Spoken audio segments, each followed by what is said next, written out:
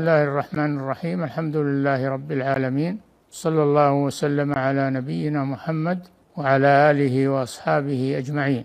كان رسول الله صلى الله عليه وسلم يسارع إلى الخيرات ويأمر بالمسارعة إليها قبل فواتها، حرصا منه على الخير وحرصا منه على نفع أمته عليه الصلاة والسلام. وقد حث أمته على المسارعة والمبادرة على فعل الطاعات وعلى المسارعة إلى الخيرات. يقول عليه الصلاة والسلام: اغتنم 5 قبل 5، شبابك قبل هرمك. الأولى: اغتنم شبابك قبل هرمك، لأن الإنسان يعترضه شباب وشيبة وضعف وقوة، فعليه أن يستغل الإمكانيات التي أعطاه الله إياها قبل فواتها، فيغتنم شبابه بطاعة الله قبل مشيبه. وصحتك قبل سقمك. صحتك قبل سقمك، كل شيء بضده، فما دام الله قد أصح جسمك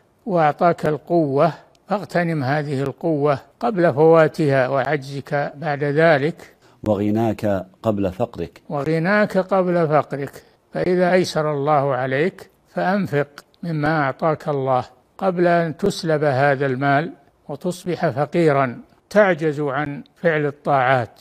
وفراغك قبل شغلك. نعم، الإنسان يعترضه في هذه الحياة الشغل، فعلى المسلم أن يغتنم فراغه في طاعة الله قبل أن يفوت هذا الفراغ ويأتيه الشغل والشاغل فيعجز عن العمل. وحياتك قبل موتك. وقد كان الصحابة رضي الله عنهم يتسابقون إلى فعل الخيرات. يقول عمر رضي الله عنه: أمرنا رسول الله صلى الله عليه وسلم أن نتصدق، فوافق ذلك عندي مالا، فقلت اليوم أسبق أبا بكر. قال: فجئت بنصف مالي، فقال رسول الله صلى الله عليه وسلم: ما أبقيت لأهلك؟ قلت مثله.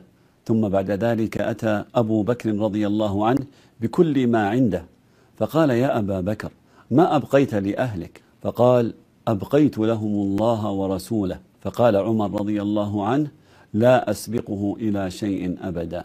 نعم، هذه مسابقة بين أبي بكر الصديق وعمر بن الخطاب رضي الله عن الجميع.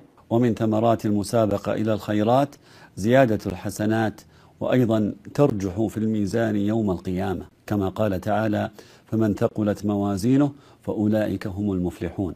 وقال تعالى: فأما من ثقلت موازينه فهو في عيشة راضية.